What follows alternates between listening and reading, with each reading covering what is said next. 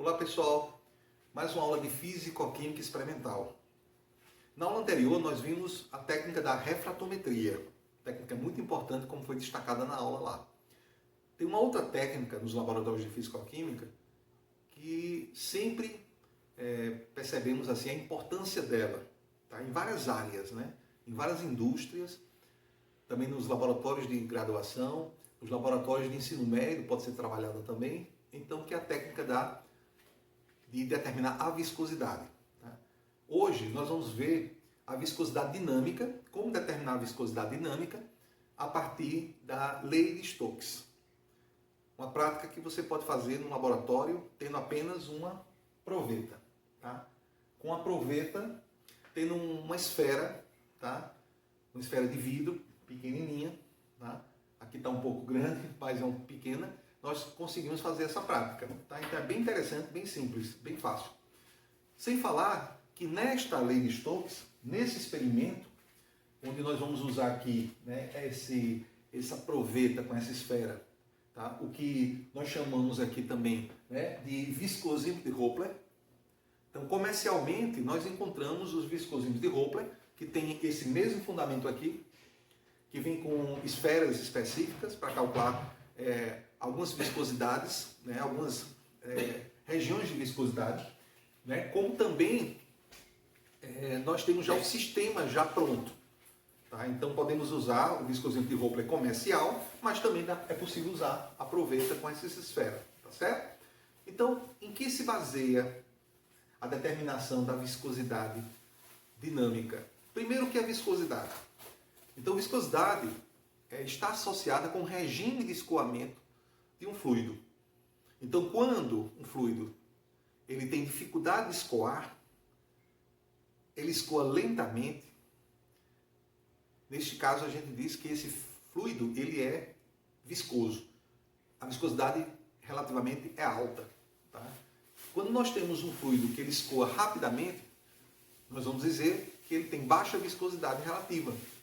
A viscosidade dele, né, como a água, por exemplo, comparada com um óleo combustível, nós percebemos que a água tem baixa viscosidade, o óleo tem uma viscosidade maior do que a da água relativamente. Tá? Um mel de abelha, por exemplo, entre outras situações. Tá bom? Então, para determinar a viscosidade, por exemplo, da glicerina, essa prática aqui eu faço no laboratório com a glicerina. Tá? Então, eu coloco glicerina aqui dentro de uma proveta de 2 litros. Então, isso aqui é uma proveta de 2 litros. Tá? Então, imagina aqui uma proveta de 2 litros.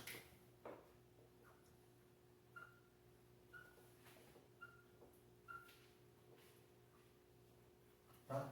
Imagina aqui que eu coloquei aqui dentro a glicerina ou o glicerol.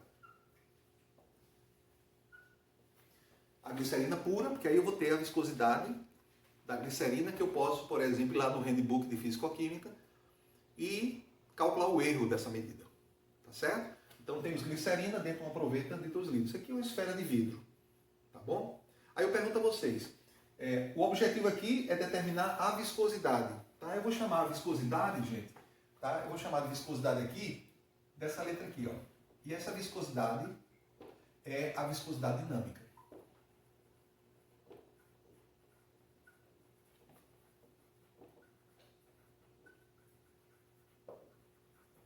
A partir da viscosidade dinâmica, eu posso determinar a viscosidade cinemática, né? Fazendo uma relação com a densidade da glicerina, tá bom?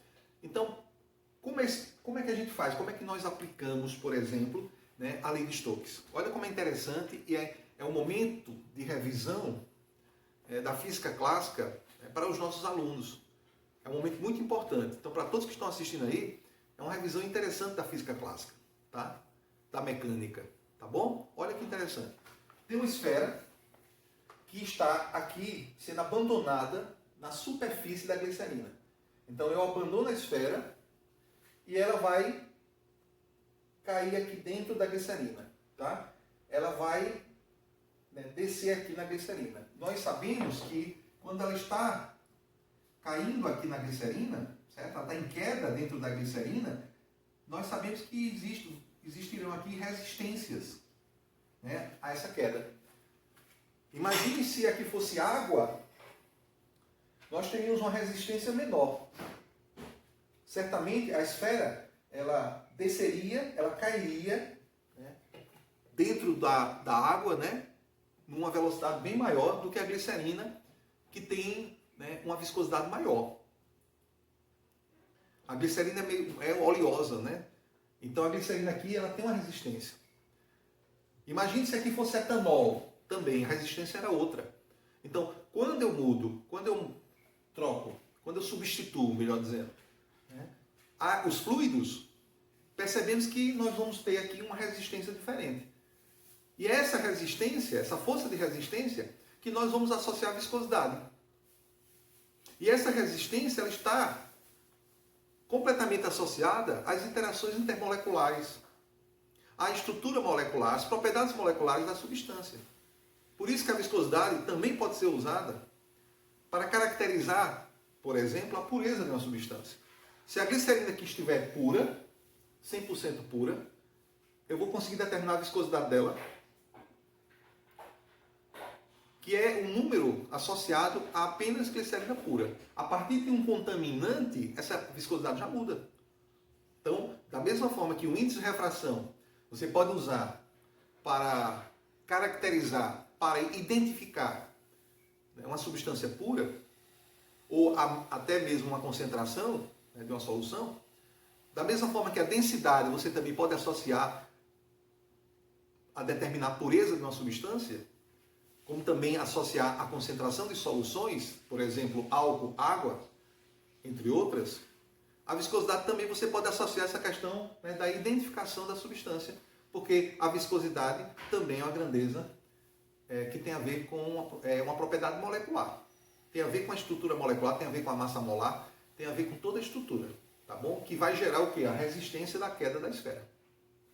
Sendo assim, eu pergunto, quais são as forças que atuam nessa esfera quando ela está caindo? Tá? Quando ela está caindo aqui com velocidade v. Tá? Então ela está descendo aqui. E aqui nós sabemos que tem aceleração gravitacional. Então ela está descendo aqui com a velocidade v. Tá bom? E aí eu pergunto, quais são as forças que atuam nela? A primeira força que atua nela aqui, que eu vou colocar, que é a primeira que responsável por ela cair aqui dentro desse fluido, tá? Dentro da glicerina, é a força-peso. Tá? Então a força-peso é o que faz essa esfera cair. E por mais que nós eu saiba, que existem forças contrárias a essa queda, como a força de resistência, né? Mas eu já sei que a força resultante ela vai ser no sentido e na direção da força-peso. Caso contrário, ela não cairia. E quais são as outras forças que estão atuando sobre essa esfera, além da força-peso? Tá? Nós sabemos que existe a força de resistência. Que nós já sabemos que depende do fluido que está aqui dentro. Tá? Então temos aqui a força de resistência, eu vou colocar um pouquinho menor, para ser fiel à intensidade. Porque eu já falei para vocês, vou colocar aqui com R minúsculo, né, para caracterizar a resistência. Porque se eu precisar usar força resultante, aí nós usamos R maiúsculo, fica melhor, tá bom? Então, eu já sei que essa força de resistência é menor do que a força-peso. Caso contrário, a esfera não cairia aqui no fluido. Mas além da força de resistência e da força-peso, que daqui a pouco nós vamos descobrir, né, o que é que influencia nessa força de resistência, a força-peso nós já sabemos, né? Que é massa vezes a aceleração da gravidade, a aceleração gravitacional. Então, tem mais alguma força que age nessa esfera, quando ela está caindo dentro da glicerina, dentro de um fluido qualquer? Existe sim. Existe o empuxo. Então, gente, o que é o empuxo? O empuxo, nós vamos lembrar do princípio de Arquimedes. Princípio de Arquimedes.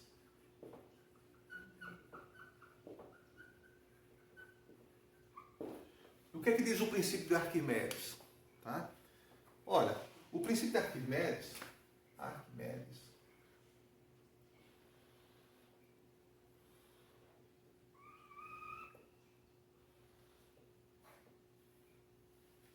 O princípio de Arquimedes diz que se eu tiver um fluido qualquer, tá, dentro de um recipiente, e aqui eu tiver, por exemplo, um objeto qualquer, vou colocar aqui uma esfera, tá, imerso, né, essa esfera está imersa nesse fluido. Esse fluido aqui pode ser água, pode ser a glicerina, né, qualquer fluido. O que é que acontece com essa esfera? Tá? Quando nós estamos numa piscina, quando nós estamos na praia, quando nós estamos num lago, num açude, e a gente pega uma bola, por exemplo, e a gente tenta aplicar uma força para baixo. Quando ela entra na água, e se a gente tiver força suficiente, dependendo do tamanho da bola, para colocá-la completamente imersa, o que é que acontece? Eu acho que todos vocês já fizeram isso. O que é que acontece quando a gente solta a bola? Ela vem de baixo para cima, impulsionada por algo, por alguma força, tá? E chega a subir até uma certa altura, não é isso? Isso é exatamente o empuxo. Tá? O empuxo é uma força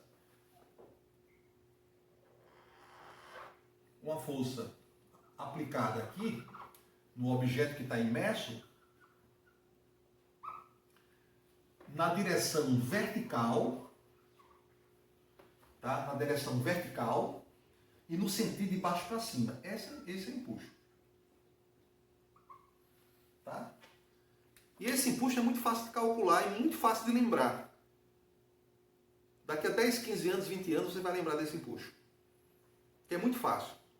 Porque essa força que nós já sabemos que é verticalmente, diretamente, né, verticalmente, ou seja, na direção vertical, e no sentido de baixo para cima, ela é simplesmente o empuxo, tá? É simplesmente igual, tá, ao peso, tá, ao peso do fluido deslocado. Aqui eu já vou colocar, né, a intensidade dela. Ó. Então o empuxo é igual ao peso do fluido deslocado.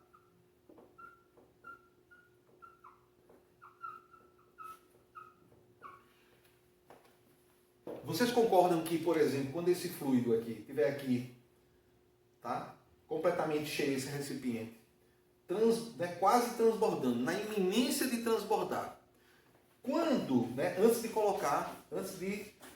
fazer com que essa esfera aqui, essa bola, esteja imersa completamente no fluido como está agora. O que é que vai acontecer? Tá? Eu vou até fazer isso aqui, ó. Ó, fácil de fazer. Né? Ó. Vamos fazer isso aqui. Se o líquido tiver, ó, aqui, ó, completamente, tá? Completamente aqui, ó, o líquido quase transbordando, ó. Não, quase não, na iminência de transbordar. Na iminência de transbordar, ó, que beleza. Quando eu coloco a esfera, o que é que vai acontecer, pessoal? O fluido vai ser deslocado, ó. Vai transbordar, ó, né? Quando a gente entra numa piscina, o fluido desloca. Se a piscina estiver completamente cheia, vai derramar para as bordas da piscina. Não é isso? Por isso que toda borda de piscina é toda, né, quando tem muita gente tomando banho, muita água nas bordas da piscina. Tem que ter cuidado para não escorregar, né? Quantas pessoas já se acidentaram, né? Tá bom? Na borda ali, por isso tem um material, né, aderente, né, para não escorregar, tá bom? Mas quando não tem, muita gente escorrega, né? Então é por isso, transborda. Então, olha que interessante. Então esse empuxo, né, ele é igual ao peso do fluido deslocado. Ora, se ele é igual ao peso do fluido deslocado, nós sabemos que o peso é massa, e se é o peso do fluido deslocado, é a massa do fluido deslocado. Vou fazer aqui questão de escrever por extenso. Multiplicado por quem? Pela aceleração gravitacional. Tá? Então aqui, além da força peso, além da força de resistência, tá? Nós temos também, ó,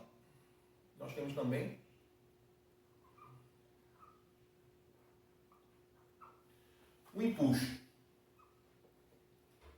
Tá certo? Então nós temos aqui, ó, vou aumentar um pouquinho aqui, nós temos, além do empuxo, né? Desculpa, além do empuxo, nós temos também, né, a força de resistência para cima. Eu vou até corrigir aqui, para ficar bonitinho. Tá certo? Os tamanhos aqui não estão na escala, eu posso até aumentar um pouquinho aqui para ficar mais fiel aqui, como eu falei, do tamanho do vetor. Nós sabemos que o tamanho do vetor é proporcional à dimensão do vetor, melhor dizendo, a intensidade do vetor. Então, como eu sei que o peso está vencendo essas duas forças, vamos tentar imaginar que essas duas juntas é menor do que essa. Porque assim ela não cairia, né? Tá certo? A bolinha não cairia, perfeito? Ora, a massa do fluido deslocada, para mim saber quanto de fluido vai ser deslocado aqui, da glicerina, gente, nesse experimento, nesse viscosímetro de Hoppler, nessa nossa proveta de 2 litros, que tem glicerina aqui, eu vou ter muita dificuldade, né? A não ser que eu colocasse a glicerina completamente aqui na iminência de transbordar, e quando eu colocasse a esfera, eu calculasse, né, esse fluido deslocado. Mas tem uma forma melhor de fazer isso. Qual é a forma melhor de fazer isso? Ora, nós sabemos que densidade é massa sobre volume. Então essa massa do fluido deslocada,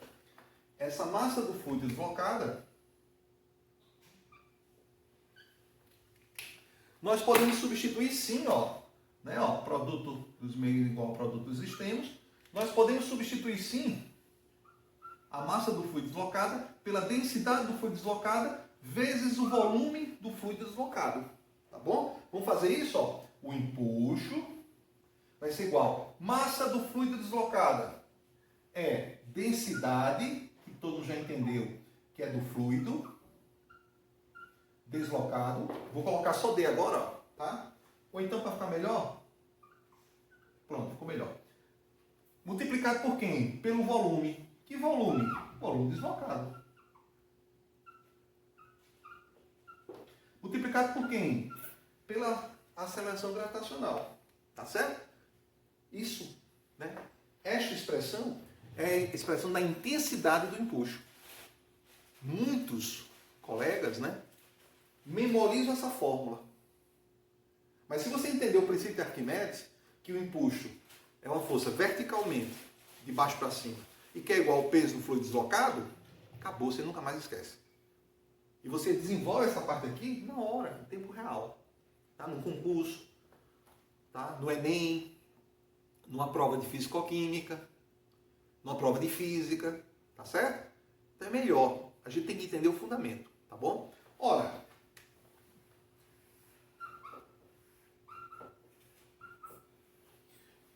essas 3 forças aqui, uma delas a gente já conhece. A outra, nós já conhecíamos, que é a força peso, que é massa vezes aceleração gravitacional. A massa da esfera vezes aceleração gravitacional. Tá bom? Eu posso também determinar, né, pela densidade, se eu quiser. Eu vou até colocar aqui, não sei se eu vou usar, mas eu vou colocar aqui por segurança. Quem é a massa? Olha, é densidade, aí aqui seria o quê? Da esfera. Vezes o volume de quem? Da esfera.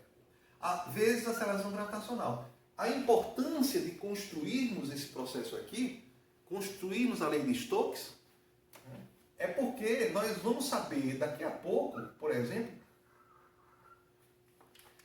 de quem é essa densidade, de quem é essa outra densidade, porque a densidade surge naturalmente. Aqui a densidade, eu tenho certeza que é do fluido deslocado, que no nosso caso aqui, desse experimento, é a glicerina. Nunca vou esquecer disso. E que essa densidade aqui, também, eu nunca vou esquecer, que é da esfera. Então, quando eu for aplicar, depois que eu fizer as medidas no laboratório de físico-química experimental, e que eu for ter esses valores, eu não vou confundir nas minhas expressões. Agora, se eu pegar a expressão pronta, aí eu vou me confundir. Eu não vou entender o que eu estou fazendo. Tá bom? Bem, já tenho um peso, já tenho o empuxo. Falta a força de resistência. Tá? Porque até agora não apareceu a viscosidade dinâmica. Né? Ou conhecida também como coeficiente de viscosidade, é a mesma coisa.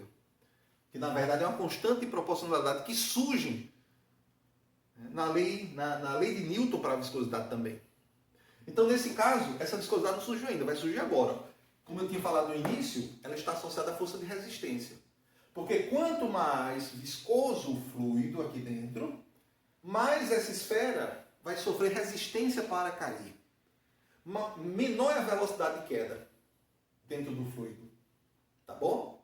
Então, essa força de resistência, que eu resolvi chamar de FR minúsculo, para não confundir com força resultante daqui a pouco, essa força de resistência, ela certamente ela é diretamente proporcional a quem? Tá? Ela é diretamente proporcional a quem? Opa, ajeitar esse símbolo aqui. Ela é diretamente proporcional ao tamanho da esfera. Concordam com isso? Ora, quanto maior a área da esfera, né, digamos assim, né, a área superficial da esfera, mais essa resistência vai aumentar.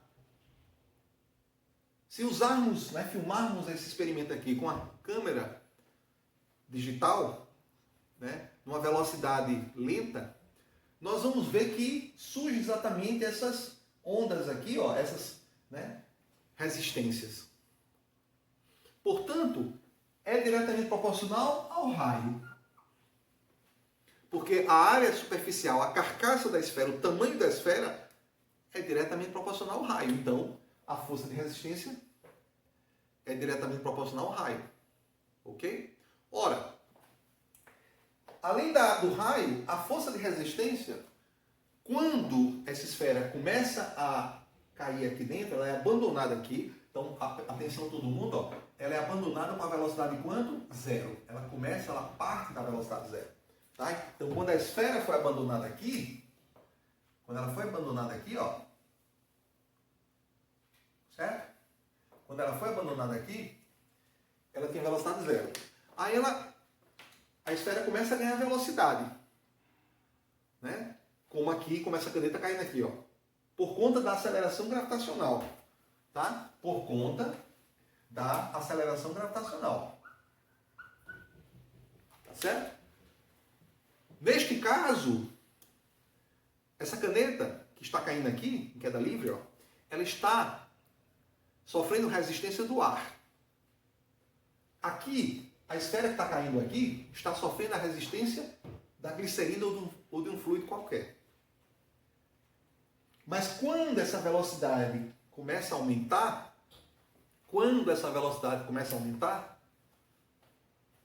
a resistência também aumenta. Tá? Porque existe uma resistência do ar aqui, do ar na queda livre, né? Um paraquedista caindo antes de abrir o paraquedas, ali existe uma forte resistência do ar. Chega até o momento que existe um equilíbrio que eles ficam numa certa velocidade constante.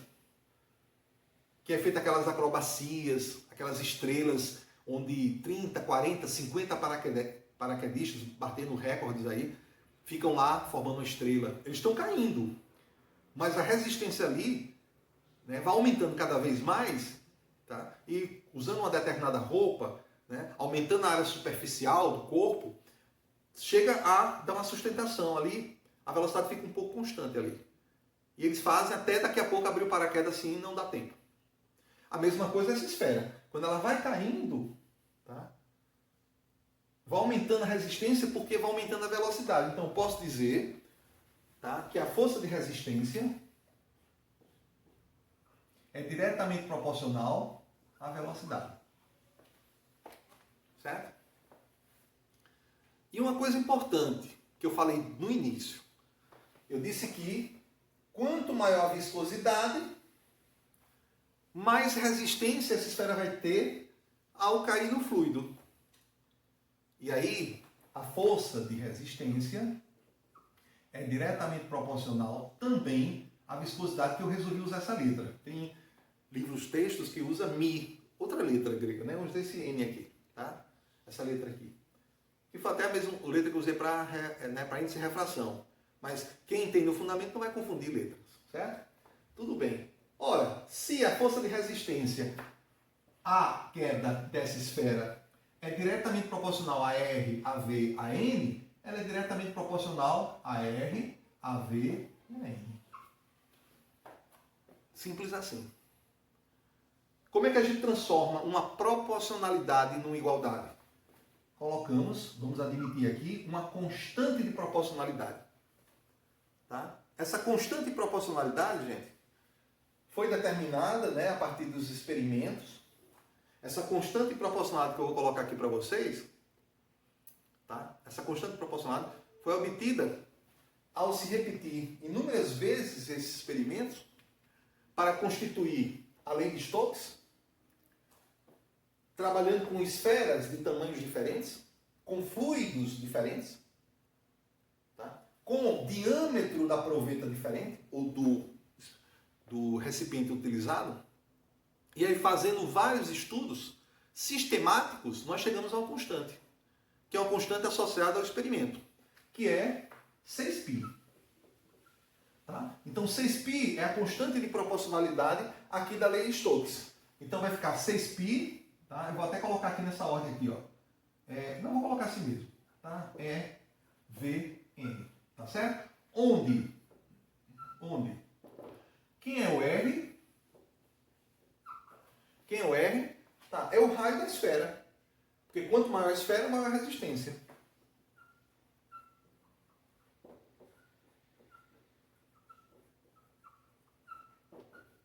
Quem é o V? É a velocidade de queda da esfera.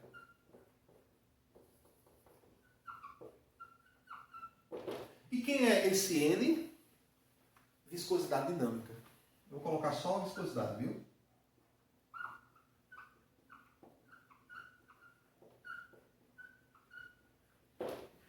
Perfeito? Ora, essas três forças nós já temos. Mas antes de prosseguir, alguém pode estar pensando assim: Juraci, não teria uma força normal aqui, não?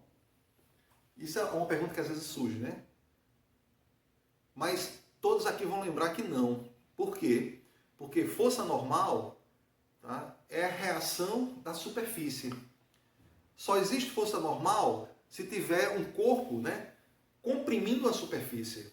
Tá? Só existe força normal, como nós aprendemos, ó.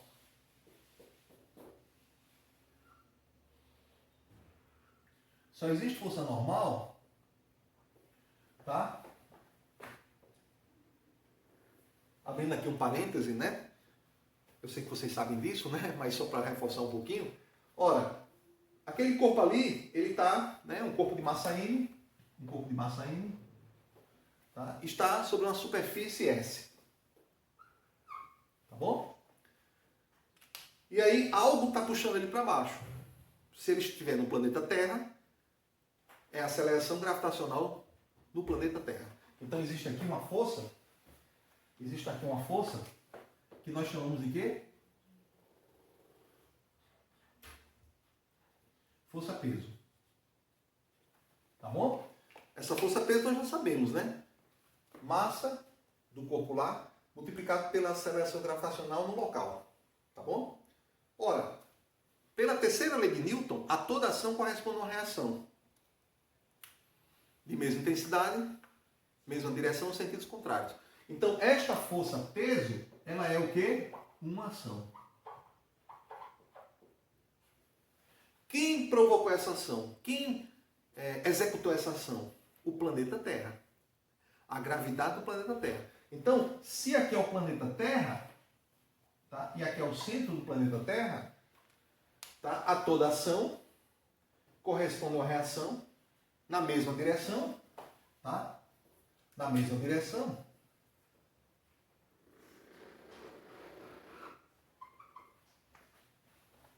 Na mesma direção, tá? Com a mesma intensidade, só de sentido contrário. Então, a força de reação aqui, vou colocar de vermelho também, né, para ficar mais bonito. Ó. Essa aqui é a reação. Eu vou chamar assim, ó, peso, reação. Certo? Essa aqui é a reação, ó. Terceira lei de Newton, tá bom? E cadê a normal? Cadê a normal? Ora, a toda, né, ação corresponde a uma reação que, antes de tudo, esse par ação e reação precisa ser um par de forças que atuam em corpos distintos. Isso é um princípio importante, viu? Ação e reação nunca podem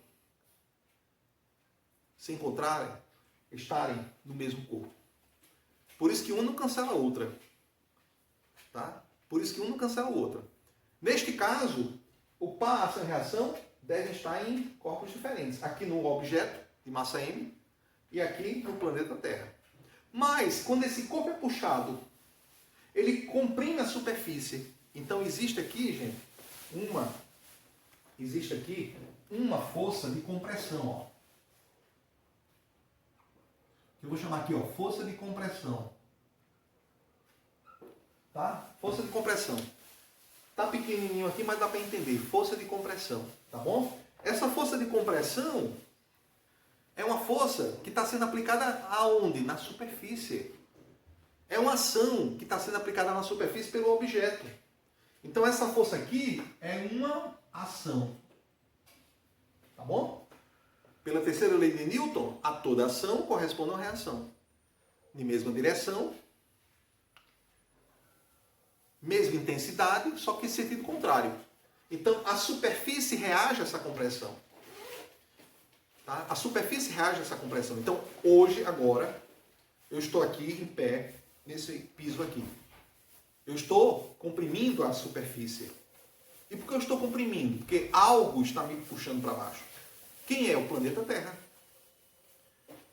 E aí, essa força essa força peso, é a ação. A reação está lá no núcleo da Terra. No centro da Terra.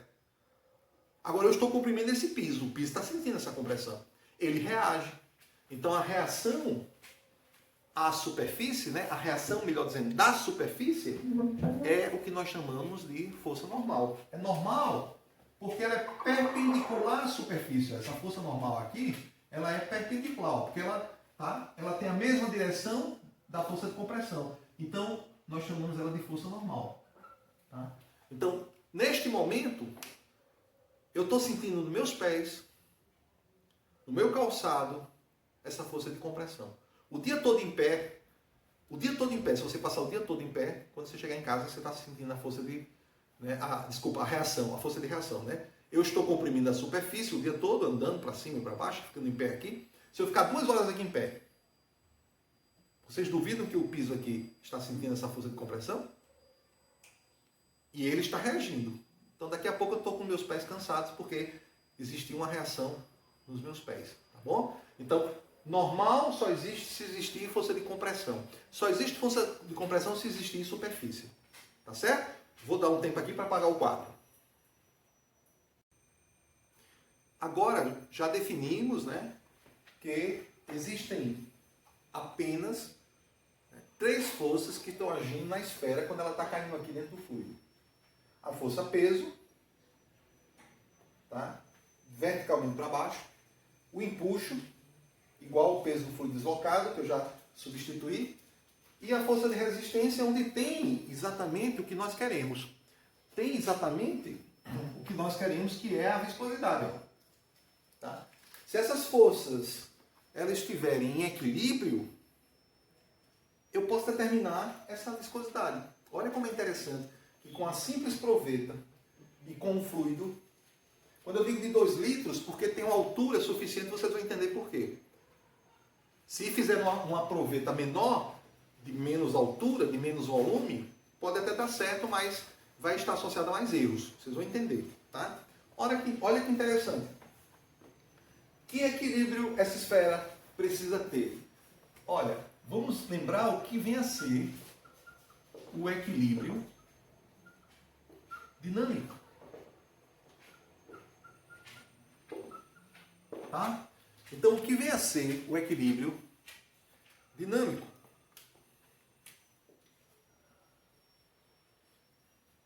Então, nós sabemos que existe o equilíbrio estático.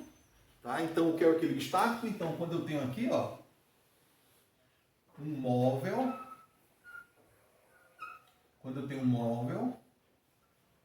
que está parado, tá? Velocidade igual a 0, vou colocar aqui um pouquinho mais para frente, aqui, ó, velocidade igual a 0, tá bom? Nós sabemos que quais as forças que atuam nesse móvel aí, ó, até falei agora há pouco, Então nós sabemos que nele atuam a força peso e nele atua aqui a reação da superfície, que nós sabemos que é a normal. Tá? Também já sabemos que a normal não é reação da força-peso. E por que não é? Qual é a justificativa? Porque ambas estão no mesmo corpo. Ação e reação, o par. Ação e reação da terceira lei de Newton tem que estar em corpos diferentes.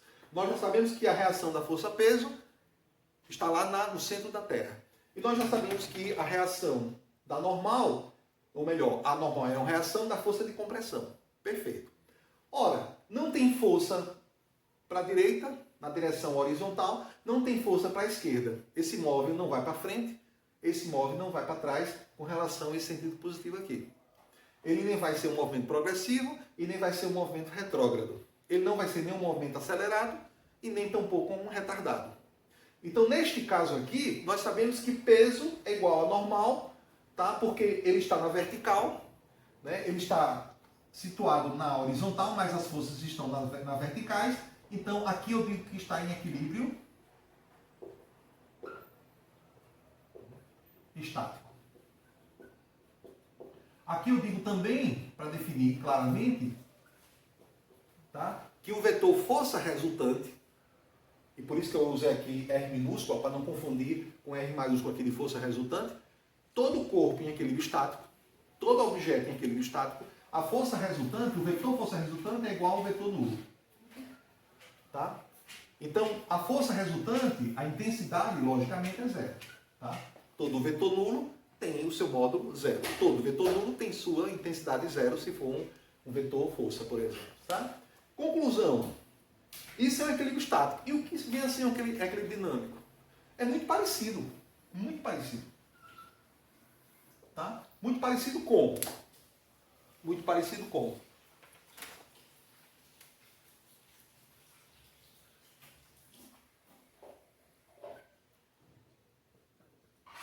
Vamos supor que eu tenho um móvel. Aqui é o sentido positivo da trajetória.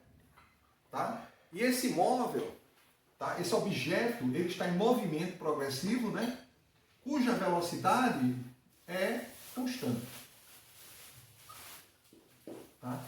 Ora, a velocidade ela não aumenta, ela não diminui. Se ela não aumenta, se ela não diminui, é porque a aceleração é quanto? Nula. Concorda? O que é aceleração? É quanto a velocidade varia por unidade de tempo. Quanto ela aumenta ou quanto ela diminui por unidade de tempo. Tá bom? Então, se ela não aumenta, se ela não diminui a velocidade, ela não tem aceleração. Mas ela está em movimento. Ela não está estática com velocidade zero como equilíbrio estático. Então, se ela está em movimento, mas esse movimento não faz com que a velocidade aumente ou diminui, de acordo com a segunda lei de Newton, o que é a segunda lei de Newton? Força resultante é igual a massa vezes aceleração. Olha, escrito aqui de forma vetorial. Ora, se a aceleração é nula, se o vetor aceleração é nulo, tá? Eu vou ter o quê? Ó, eu vou ter, tá? Isso aqui é o vetor nulo, ó. Eu vou ter que o vetor força, e aqui é resultante, né? O vetor força resultante, tá? É um vetor nulo. Então, quando não há aceleração, quando está em equilíbrio dinâmico, a força resultante também é nula, da mesma forma que o equilíbrio estático. Os dois não têm aceleração. Os dois, a velocidade não está variando, nem para mais nem para menos, por unidade de tempo. Mas um está parado e o outro está com velocidade constante. Ou seja, a intensidade da força resultante no equilíbrio dinâmico também é nula. Tá bom? Olha que interessante. Neste caso, eu tenho aqui uma esfera que está caindo. Será que o equilíbrio dinâmico pode se encaixar aqui? O estático não pode, já sei. Por quê? Porque ela está descendo. Ela está com velocidade de queda. Perfeito? Vamos ver como se encaixa o equilíbrio dinâmico nessa esfera caindo aqui na lei de Stokes, né? Na aplicação do viscosismo de Hooper. Como eu disse, existe o viscosismo de Hooper comercial. O princípio é o mesmo. Se você entende esse fundamento, você vai entender o seu viscosismo comercial que você pode adquirir para o seu laboratório. Tá bom? De graduação, de ensino na indústria. Ora, Como é que aqui pode acontecer um equilíbrio? Primeiro, né, no início do movimento, no início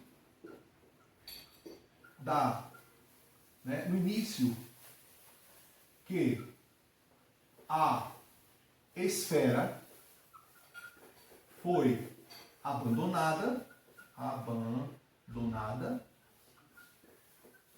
tá? Ou após, vou colocar após a esfera, tá? Ter sido abandonada, melhor isso aqui, né? Após a esfera ter sido abandonada,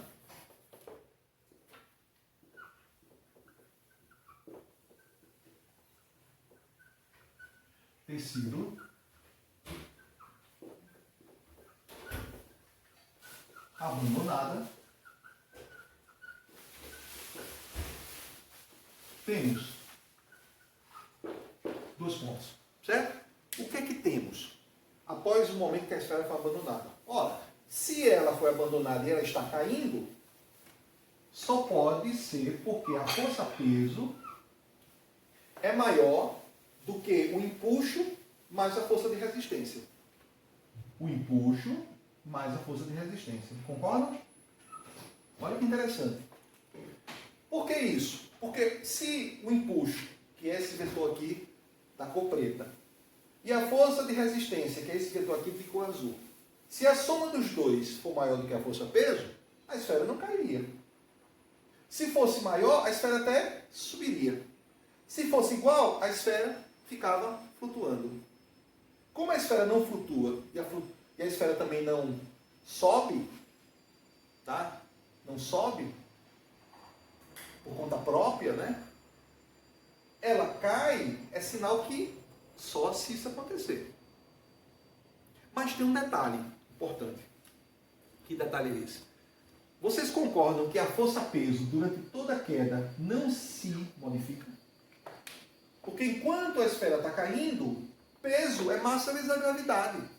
Será que a aceleração gravitacional durante a queda varia? Não varia. Estamos falando de uma proveta de 2 litros. Será que a massa da esfera durante a queda ela varia? Também não varia. Então vocês concordam que durante a queda a força-peso ela é constante? Sim. Tá bom? O empuxo. Ora, o empuxo é igual à densidade do fluido deslocado, né? No caso aqui é a glicerina. A densidade da glicerina vai mudar em algum momento durante a queda? Né? Não vai mudar. Vai mudar o volume. Cadê aqui? Aqui. Não, peso. Então no empuxo, né? Vai mudar o volume do fluido?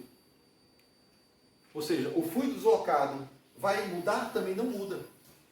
Porque quando a esfera foi imersa, completamente imersa, 100% imersa, ela vai deslocar um fluido, um volume, igual ao seu volume. Ela vai deslocar um volume igual ao seu volume. Tá bom? Quando nós entramos na piscina, nós deslocamos um volume igual ao volume do nosso corpo. Quando entra uma criança, desloca um pequeno volume. Né? Quando entra Juraci, desloca um grande volume. Certo? E quando entra uma pessoa maior do que Juraci, maior volume é deslocado. Alright? Então, nesse caso, pessoal, o empuxo também não muda. Olha que interessante. Durante a queda, o empuxo continua sendo o quê? Constante. Tá? Ora, por conta da força-peso, por conta do empuxo, não vai acontecer nada. O peso continuaria sendo maior. Mas tem a terceira força, né? Tem a força de resistência. Essa força de resistência que nós sabemos aqui, ó, que é uma constante proporcionalidade multiplicado pelo raio da esfera, pela velocidade de queda e pela viscosidade. Dessas variáveis aqui, dessas 3 variáveis aqui, ou melhor, desses 3 parâmetros aqui, que variáveis e se eles variassem, né? Não sei se vão variar, vão perguntar. Desses 3 parâmetros aqui, algum varia? O raio da esfera durante a queda varia? Não. A viscosidade da glicerina durante a queda muda, modifica? Também não. Então a única coisa que pode mudar aqui é a velocidade. Olha, durante a queda, a velocidade, né, varia, tá? Ocorre variação, ó. Ocorre variação. Se ocorre variação, essa força de resistência, por conta dessa velocidade que está variando e está aumentando, tá? Vai fazer com que essa força de resistência aqui comece a aumentar a sua intensidade, concorda? Então, a força de resistência não é constante. Eu vou colocar aqui, ó, para não esquecer. Não é constante durante parte da queda. Olha, vocês vão entender porque eu coloquei parte da queda. Né? Talvez outra etapa da queda ela modifique, certo? Ora, por que ela não é constante? Porque nós já vimos que a velocidade continua variando. No início, o movimento ele é acelerado. Porque, ora, se o peso no início é maior do que a soma das duas forças, nós sabemos que a força resultante no início, vou até colocar aqui, ó, após a esfera ter sido abandonada, temos que a força resultante, gente, ela é maior que zero, ela é positiva. Ora, como a força resultante é massa vezes aceleração, se a força é positiva, a massa sempre é positiva, né? A massa nunca vai ser negativa. Se a força resultante é positiva, é porque a aceleração também é. Então existe uma força positiva puxando, uma força resultante positiva puxando a esfera para baixo, então a aceleração aqui ela é positiva, no início da queda. Ou seja, o movimento é o quê? Acelerado. Tá? Se é acelerado, a velocidade está crescendo e essa força resultante está aumentando. Vai chegar um momento que a soma dessas duas poderá ficar igual ao peso. Ora, se essas duas forças ficarem igual ao peso, vai acontecer o quê? O equilíbrio dinâmico. Vai acontecer o quê? A força resultante é nula. Porque nós só temos três forças. Se essas duas se tornarem, a soma delas, igual ao peso, a força resultante é nula. Concorda? E isso acontece, pessoal? Isso foi verificado experimentalmente? Foi verificado experimentalmente. Tá bom? Então, se foi verificado experimentalmente, como é que a gente faz isso rapidamente? Tá certo? Rapidamente aqui. Eu vou apagar essa parte aqui. Tá? Como nós já conhecemos as três fórmulas, eu vou apagar isso aqui também, que eu vou precisar de espaço.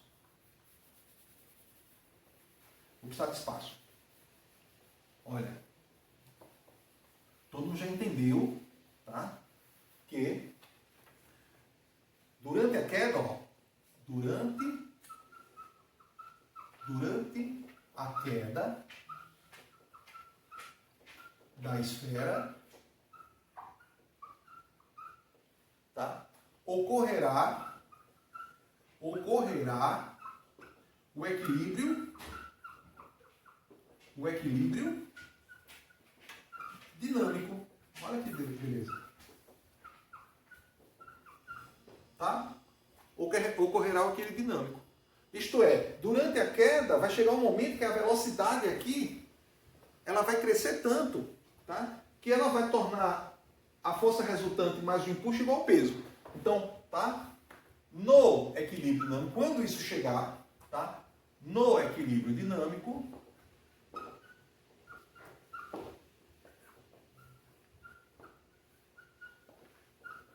teremos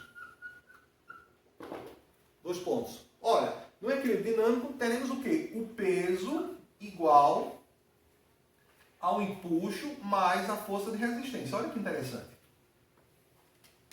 Teremos essa igualdade aqui. Tá certo? Neste momento, olha que interessante. Neste momento do equilíbrio dinâmico, nós vamos ter o quê? Nós vamos ter que a velocidade ela não vai aumentar mais. A velocidade não vai variar mais.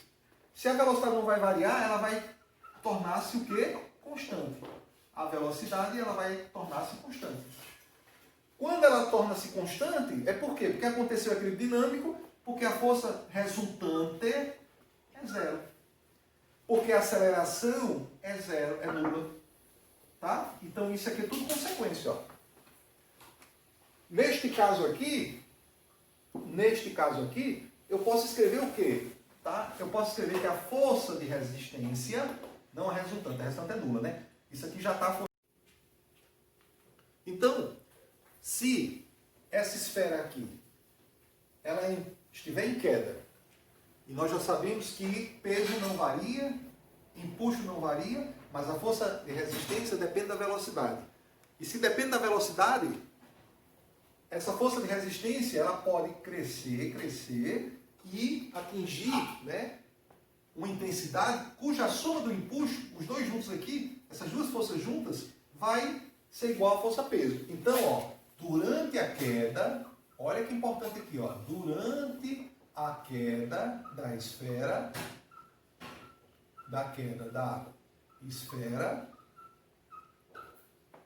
ocorrerá o equilíbrio dinâmico. O equilíbrio dinâmico. Isto é, no momento do equilíbrio dinâmico, a força-peso, ela se iguala, ela não vai ser maior do que a soma das duas forças aqui, do empuxo e da força, da força de resistência. Então, durante a queda, quando acontece o equilíbrio dinâmico, significa dizer que essa velocidade da esfera, ela passa a ser constante. Ela passa a ser constante, ou seja, durante o equilíbrio dinâmico, ó. Então, esta equação aqui, ela só é verdadeira durante o equilíbrio dinâmico.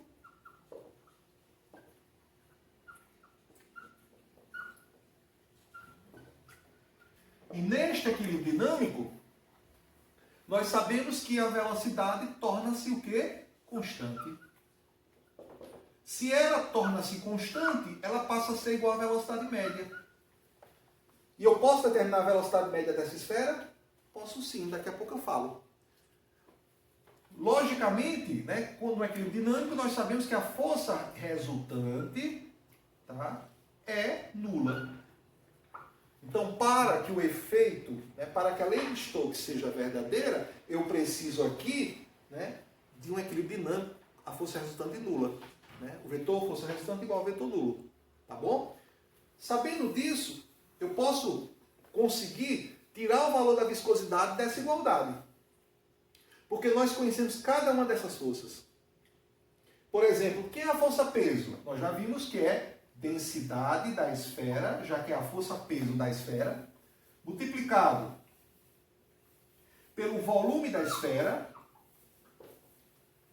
multiplicado pela aceleração gravitacional. Quem é o empuxo? Nós também já vimos. O empuxo é igual ao peso do fluido deslocado, que vai ser igual à densidade do fluido deslocado, multiplicado pelo volume do fluido deslocado, multiplicado pela gravidade. Mais.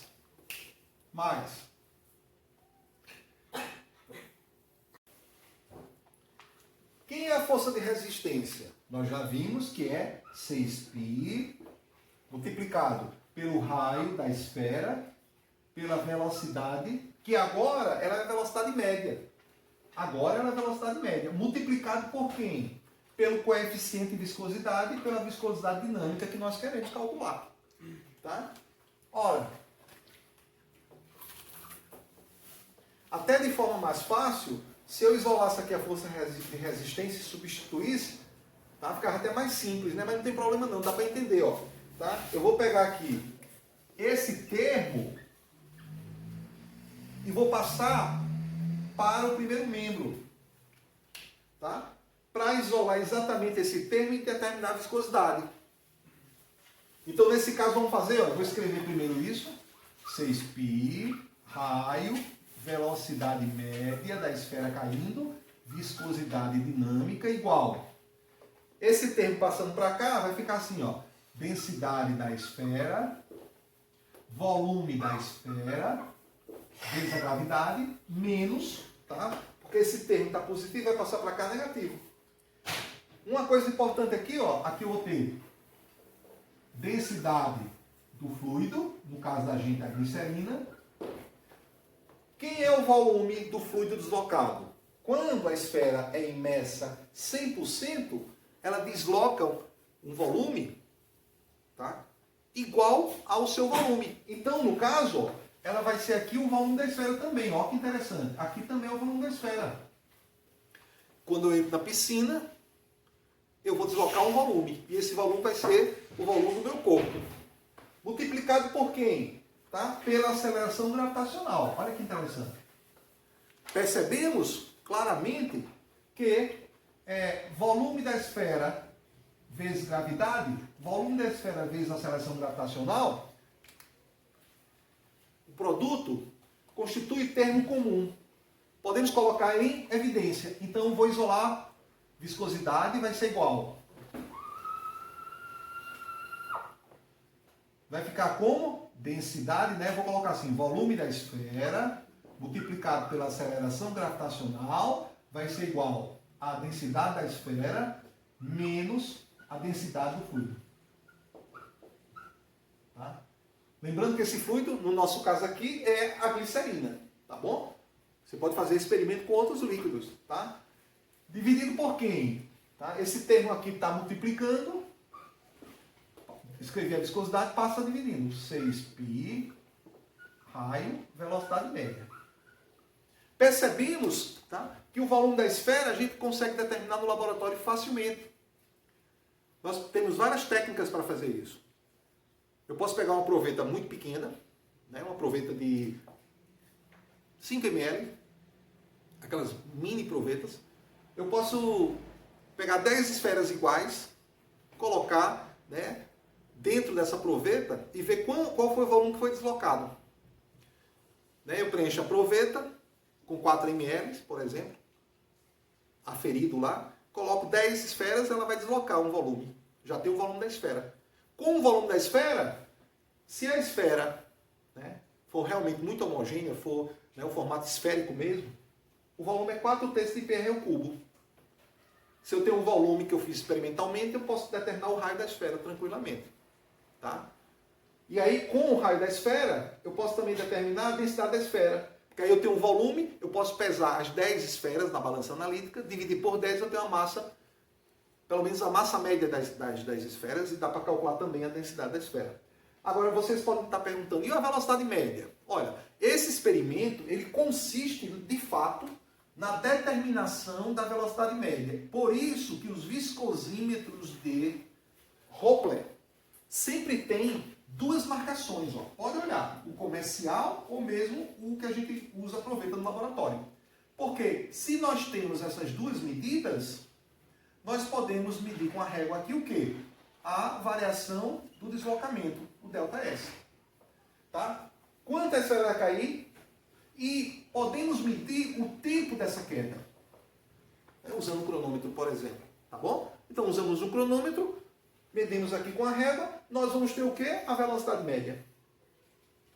A densidade do fluido ou da glicerina, se a glicerina for pura, se eu comprar uma glicerina de um laboratório responsável, se eu tenho uma glicerina de qualidade, eu posso olhar a densidade da glicerina no handbook.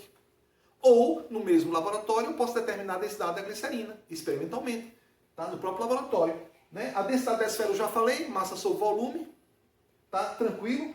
Tá? E por aí vai, ó, gravidade, aceleração gravitacional do local, e nós conseguimos determinar a viscosidade. Tá? Temos aqui uma pequena correção que podemos fazer.